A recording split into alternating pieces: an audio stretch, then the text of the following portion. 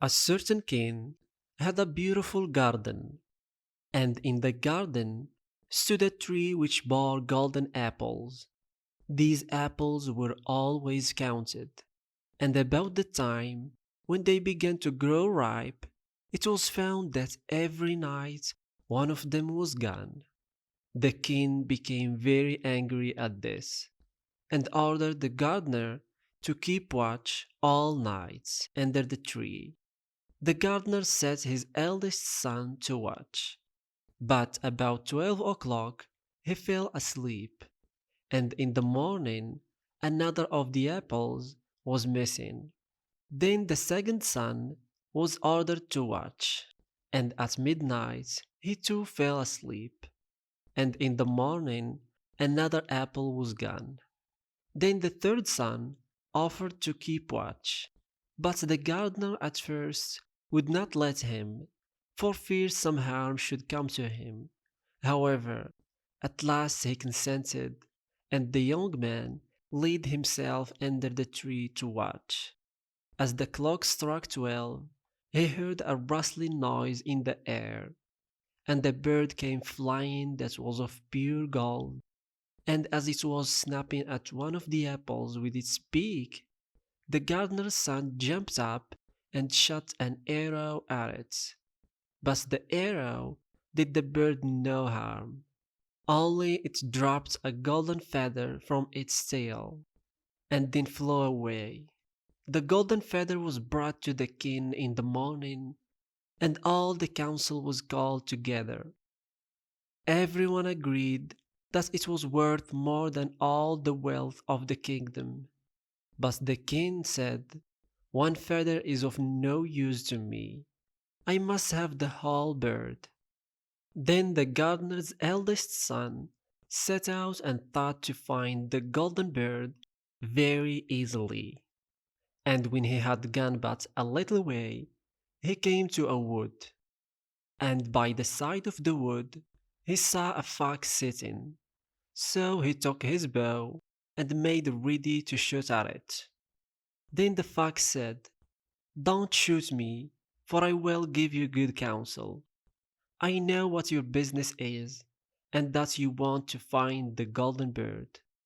You will reach a village in the evening, and when you get there, you will see two inns opposite to each other, one of which is very pleasant and beautiful to look at. Go not in there, but rest for the night in the other, though it might appear to you to be very poor and mean." But the son thought to himself, "What can such a beast as this know about the matter?" So he shot his arrow at the fox, but he missed it, and it set up its tail above its back and ran into the wood. Then he went his way, and in the evening came to the village where the two inns were, and in one of these were people singing and dancing and feasting, but the other looked very dirty and poor. "I should be very silly," said he, "if I went to that shabby house and left this charming place." So he went into the smart house and ate and drank at his ease, and forgot the bird and his country too. Time passed on, and as the eldest son did not come back, and no tidings were heard of him, the second son set out, and the same thing happened to him. He met the fox, who gave him the good advice, but when he came to the two inns, his eldest brother was standing at the window where the merrymaking was, and called to him to come in, and he could not withstand the temptation, but went in, and forgot the golden bird and his country in the same manner. Time passed on again, and the youngest son too wished to set out into the wild world to seek for the golden bird. But his father would not listen to it for a long while, for he was very fond of his son, and was afraid that some ill luck might happen to him also, and prevent his coming back. However, At last it was agreed he should go, for he would not rest at home. And as he came to the wood, he met the fox and heard the same good counsel. But he was thankful to the fox and did not attempt his life, as his brothers had done. So the fox said, "Sit upon my tail, and you will travel faster." So he sat down, and the fox began to run. And away they went over stock and stone so quick that their hair whistled in the wind. When they came to the village, the son followed the fox's counsel, and without looking about him, went to the shabby inn and rested there all night at his ease. In the morning came the fox again, and met him as he was beginning his journey, and said, "Go straight forward till you come to a castle, before which lie a whole troop of soldiers, fast asleep and snoring.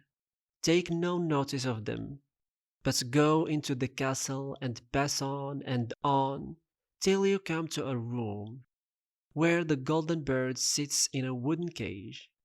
Close by it stands a beautiful golden cage. But do not try to take the bird out of the shabby cage and put it into the handsome one. Otherwise, you will repent it." Then the fox stretched out his tail again, and the young man sat himself down. And away they went over stock and stone, till their hair whistled in the wind. Before the castle gate, all was as the fox had said. So the son went in and found the chamber where the golden bird hanging in a wooden cage, and below stood the golden cage, and the three golden apples that had been lost were lying close by it. Then thought he to himself, "It will be a very droll thing to bring away such a fine bird in this shabby cage." So he opened the door and took hold of it and put it into the golden cage. But the bird set up such a loud scream that all the soldiers awoke, and they took him prisoner and carried him before the king.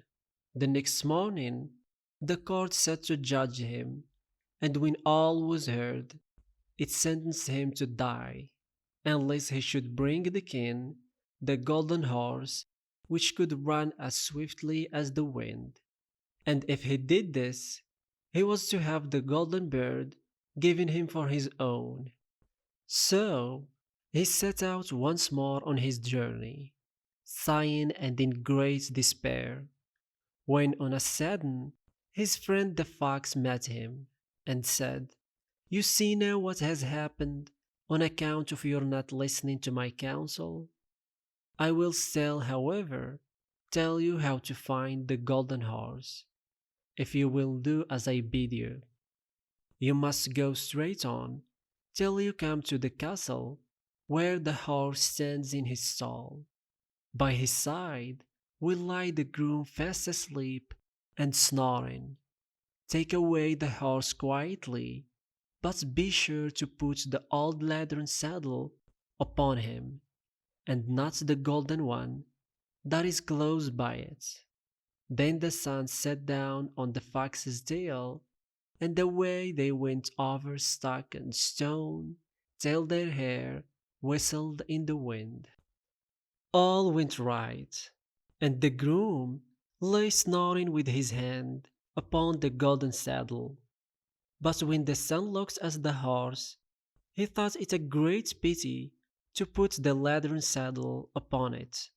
"I will give him the good one," said he. "I'm sure he deserves it." As he took up the golden saddle, the groom awoke and cried out so loud that all the gods ran in and took him prisoner.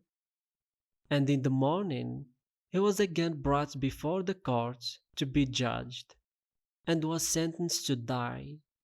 But it was agreed that if he could bring thither the beautiful princess, he should live, and have the bird and the horse giving him for his own. Then he went his way very sorrowful. But the old fox came and said, "Why didn't you listen to me? If you had, you would have carried away both the bird and the horse. Yet, will I once more give you counsel. Go straight on, and in the evening you will arrive at a castle. At 12 o'clock at night the princess goes to the bathing house. Go up to her and give her a kiss, and she will let you lead her away. But take care you do not suffer her to go and take leave of her father and mother." Then the fox stretched out his tail, and so away they went over stock and stone, till their hair whistled in the wind. As they came to the castle, all was as the fox had said, and at 12 o'clock the young man met the princess going to the bath and gave her the kiss, and she agreed to run away with him, but begged with many tears that he would let her take leave of her father. At first he refused, but she wept still more and fell at his feet, till at last he consented. But the moment she came to her father's house, the guards awoke, and he was taken prisoner again. Then he was brought before the king, and the king said, "You shall never have my daughter unless in 8 days you dig away the hill that stops the view from my window." Now this hill was so big that the whole world could not take it away. And when he had walked for 7 days and had done very little, the fox came and said, "Lay down and go to sleep. I will work for you."